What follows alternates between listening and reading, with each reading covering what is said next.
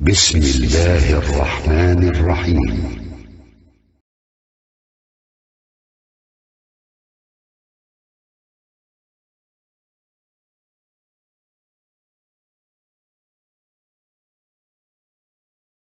بسم الله الرحمن الرحيم. الحمد لله رب العالمين، والصلاة والسلام على أشرف الأنبياء والمرسلين محمد وعلى آله وأصحابه أجمعين.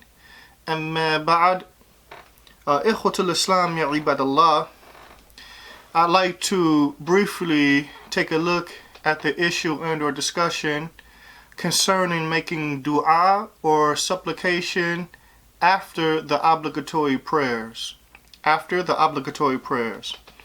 And this particular issue, as it relates to those that attribute themselves to the Sunnah and Salafiyya here in America, this particular issue seems to be understood from one perspective and one perspective only. And as a result, you find people deal with others in an inappropriate manner due to it being understood that one way. But the reality is, this particular affair, the affair of ad-du'a after the obligatory prayer, is an issue in which the scholars of Ahlul Sunnah differ. And in fact, we find that it was an established practice with some of the A'imma. Now, to illustrate that point that I'm making, then I'd like to quote the statement of Sheikh bin Baz from a fatwa that could be found on his website, where he stated, ad-du'a, or he was asked, before I state that, he was asked about du'a after the salat. And the Arabic language, the word that was used was ba'ad, after, right? And so I want to quote what the Sheikh states when in his response to that question. Ad-du'a fi dubur as-salat mashru'a. He states that the du'a fi dubur as-salat. And obviously Sheikh bin Baz understands by fi dubur meaning after. Not last in, but after the salat, because this is what he was asked about. Yani, the supplication after the salat is legislated. وَلَيْسَ بِهِ بَأْسٍ. And there is no problem as it relates to that. وَالْأَفْضَلْ أَنْ يَكُونَ قَبْلَ السَّلَامِ بَعْدَ مَا يُصَلِّي عَلَى النَّبِي صلى الله عليه وسلم وَبَعْدَ مَا يَتَعَوَّذُ بِاللَّهِ من عذاب جهنم ومن عذاب القبر ومن فتنة المحيا والممات ومن فتنة المسيح الدجال. He states, but it is better that this supplication, this dua, be done before the taslim, before the salams is given to in the salat. It's better that it be done at that time, after the person has sent the salat and salawat upon the Prophet sallallahu alaihi wasallam, and he has sought refuge with Allah from the torments of the fire and the torments of the grave and the fitna of life and death and the fitna of al-Masih ad-Dajjal. And then he states, وَيَتَعَوَّذُ بِمَا شَاءَ, and that he has sought refuge in whatsoever with Allah and whatsoever he is seeking refuge from. The point, Sheikh bin Baz clearly states that there is no problem with supplicating after the obligatory salat has been concluded. After the obligatory salat has been concluded. So the question would be asked, what is if this scholar is stating this, then how is it that he understands this to be okay, but we find others saying that it's not okay? Well, the issue really comes down to one particular narration and how that particular narration is understood by the people of knowledge. we have an authentic narration that's collected by Imam at-Tirmidhi fi Jami'ihi. It's Hadith 3499, and is upon the authority of Abu Umama, where Abu Umama, Ridwanullahi ta'ala alayh, he stated, Qila li Rasulillah sallallahu alayhi wasallam, ayyu du'a asma'. Yani he stated to the Prophet, or it was said to the Prophet sallallahu alayhi wasallam, which of the supplications, the invocations is heard, yani accepted. قال جوف الليل الآخر ودبر الصلاة المكتوبة. جوف الليل الآخر ودبر الصلاة المكتوبة. He stated the Prophet sallallahu alaihi wasallam responded, the dua that is in the last part of the night, and that which is dubur as-salat al-maktuba. Dubur, this particular statement is being this word is the reason for the differing of understanding, because this word dubur, it has more than one meaning. It has more than one meaning. From the meanings, it could be a aqib or mu'akhir or mu'akhir. Yani it could be the last part of something or the end of a thing, right? Or it could take the meaning aqib, a aqib. Yani something that follows subsequently, something that comes after, yani thereafter, and thus forth and so on. So it's this particular narration that is the source of the difference of opinion amongst these scholars. Why? Because some scholars are understanding the term dubur to be the last end, meaning the last end of the prayer, the last part of the prayer, and that would be after the tashahhud and thus forth and so on, but before the salams. That would be the last end of the prayer. While other scholars are understanding it to be yani the meaning aqib, yani something that follows subsequently. It comes after something. And this is why you find this differing taking place. When it comes to the scholars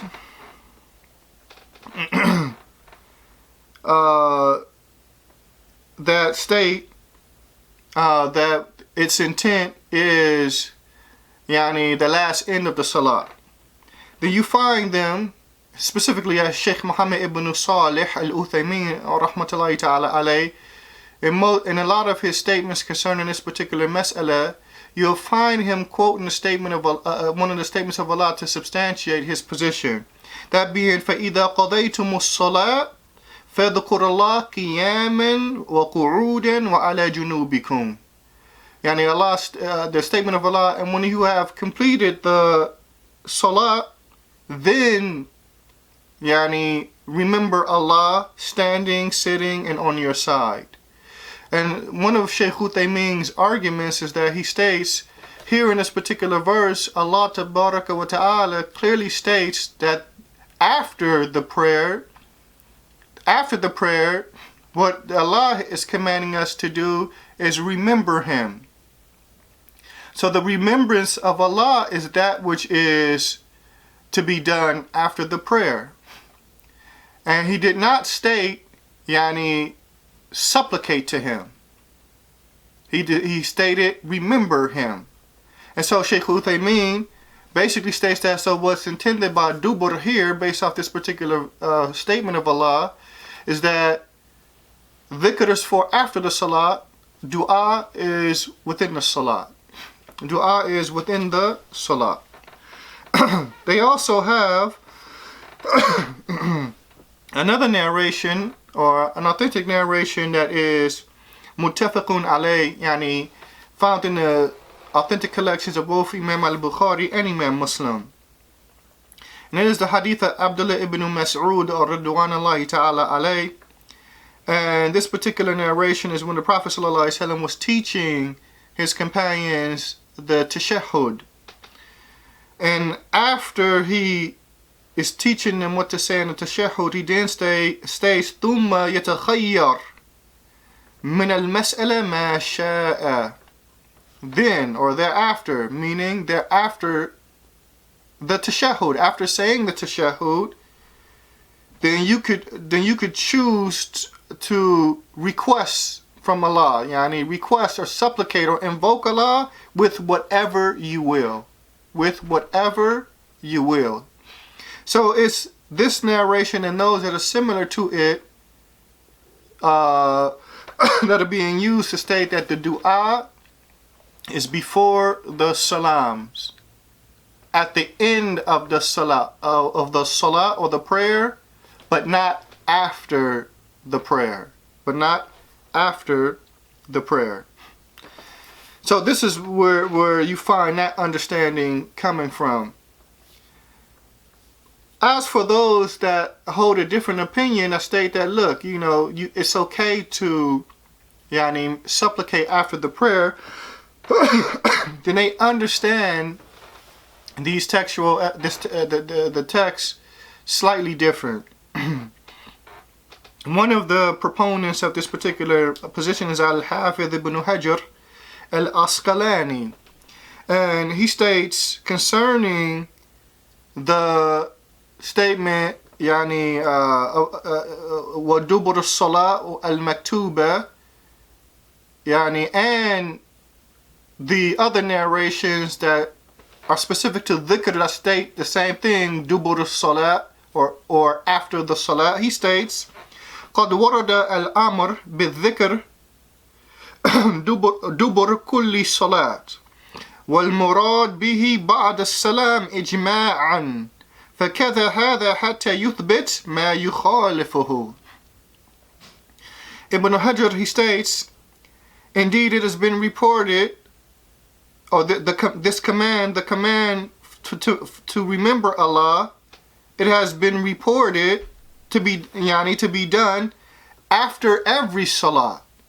After every salah. And notice he's using the word dubur, the same word that they're differing over, because it's the word that comes, or that is used as it relates to those narrations that are specific to making dhikr after the salah. It's the exact same wording as the other one that we quoted previously, that dua is mentioned in the hadith of Abu Umama.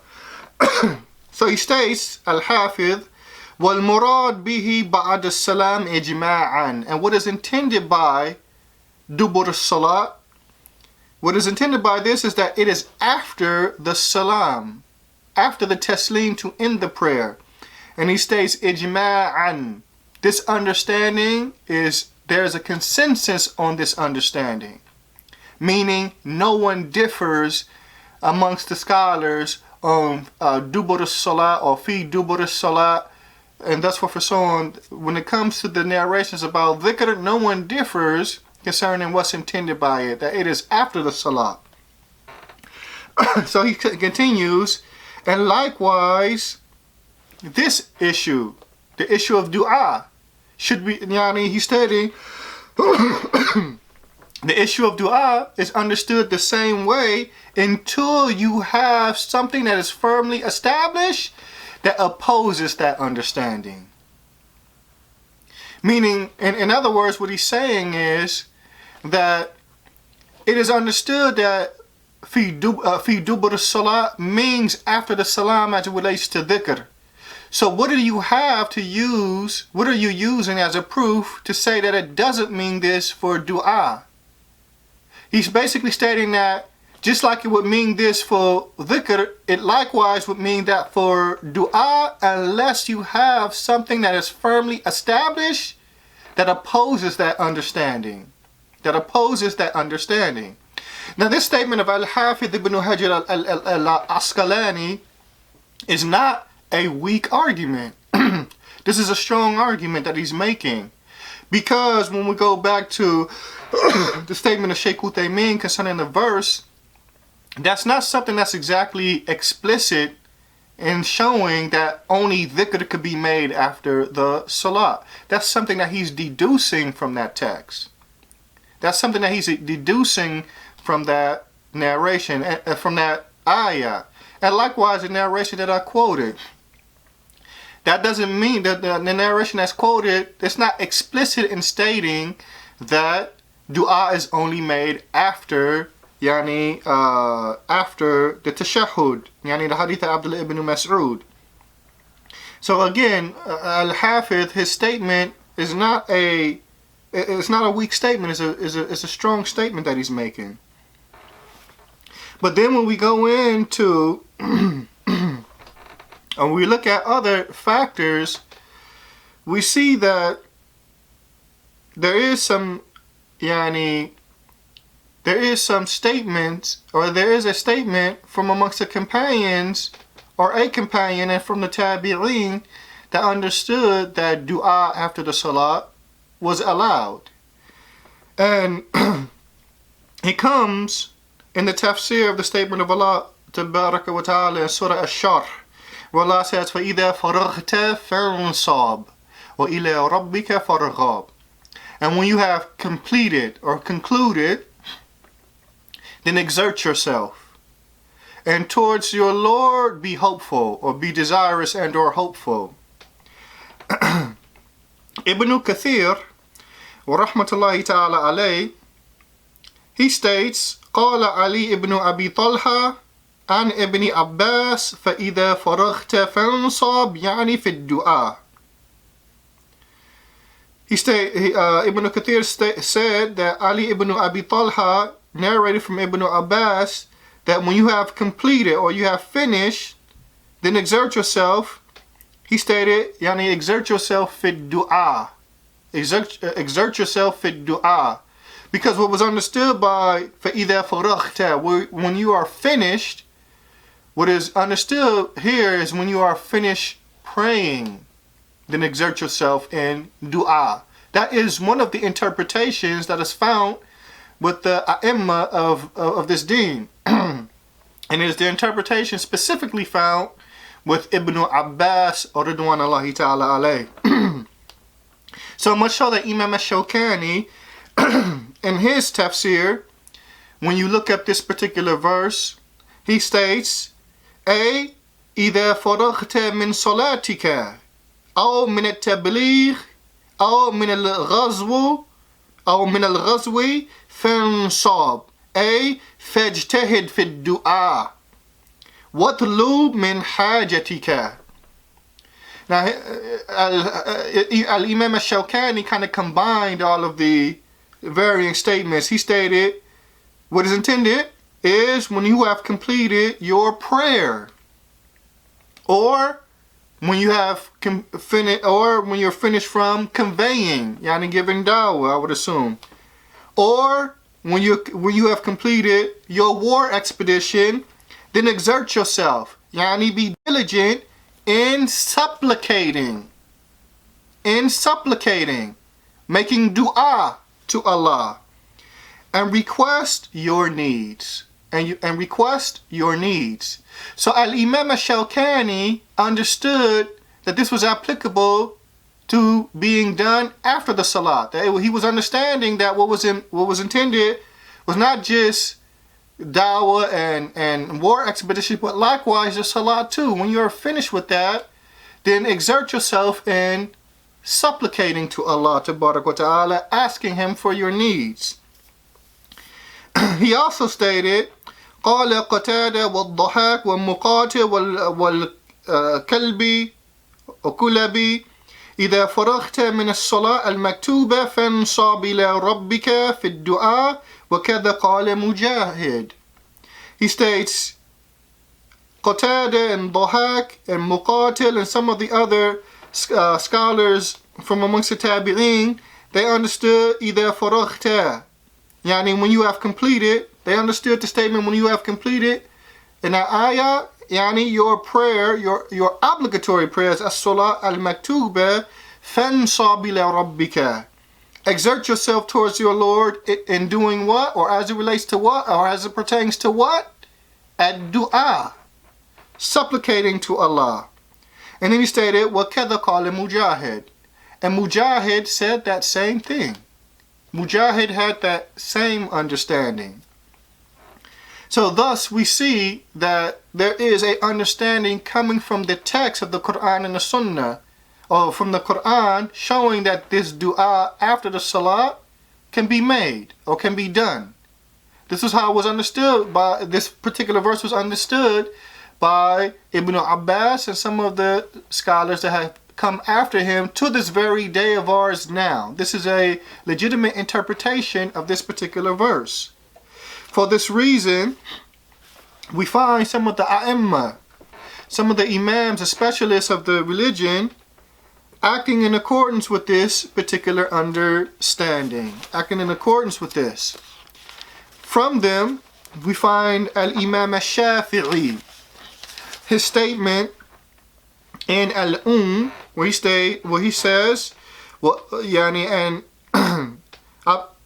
it is recommended, وَأَسْتَحِبْ, and I recommend لِلْمُصَلِّي, I recommend for the person that's praying either by himself or in a group, that he prolongs his remembrance of Allah after the prayer. وَيُكْثِرْ الدُّعَى, and he is plentiful in making dua. Remember, he's talking about after the prayer. And he states, رِجَاءَ الْإِجَابَةِ بَعْدَ الْمَكْتُوبَةِ, hoping for this supplication to be answered after the obligatory prayer. After the obligatory prayer.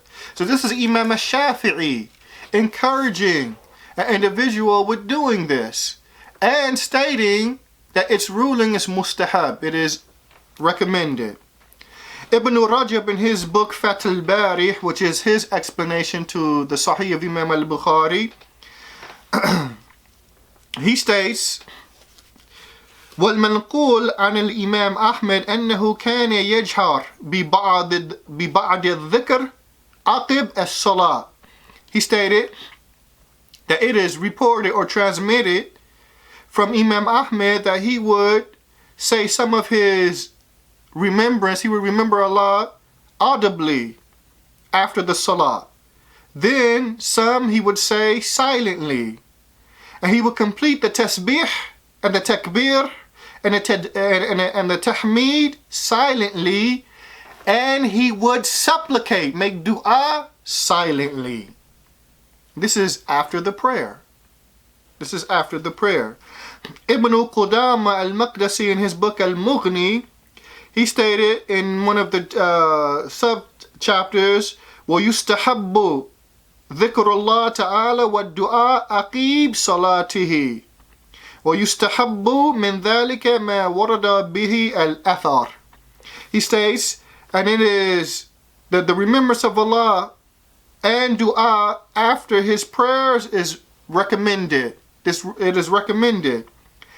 And it is recommended, and whatsoever has been reported in the text concerning this dhikr and this dua, it is recommended as well. It is recommended as well. And from the contemporary scholars, we find a statement of Sheikh Salih al-Fawzan in his book Mulakhas al-Fiqh. He says, ثم بعد الفراغ من هذه الأذكار يدعو سرا بما شاء فإن الدعاء عقب هذه العبادة وهذه الأذكار العظيمة أحرى بالإجابة. He states, and after the completion of these adhkar, the adhkar after the salah, he states, supplicate, make dua silently with whatever you will, meaning ask for whatever you will. Indeed, dua after this act of worship, meaning the salah, and after these tremendous adhkar, it is more worthy of being responded to or answered. This is the statement of Sheikh Salih al-Fawzan. So he's encouraging with this too. And then he continues, وَلَا يَرْفَعُ يَدَيْهِ بِالدُّعَى بَعْدَ الْفَرِيضَةِ كَمَا يَفْعَلُ بَعْدَ النَّاسِ فَإِنَّ ذَلِكَ بِدْعَةٌ. And then he states, and do not raise your hands in dua after the obligatory prayers like some do, some of the people do, for indeed this is a bid'ah. So the only problem that he had was raising your hands while supplicating. But he had no problem with supplicating after the salah. Again, his problem was raising your hands while supplicating after the obligatory salah. The point, making dua after the obligatory prayers is a practice found with some of the a'imma, or leading scholars of this religion, and that which was presented shows you how they understood or came to that conclusion. So us as brothers and sisters that are striving to be upon the methodology of the pious predecessors, we should understand that this is a matter or an issue of ijtihad amongst the scholars, and we find that some scholars look at it as an acceptable practice, and we shouldn't understand it one way where we start making things difficult for other Muslims. And Allah Tabaraka wa Ta'ala knows best. Naam.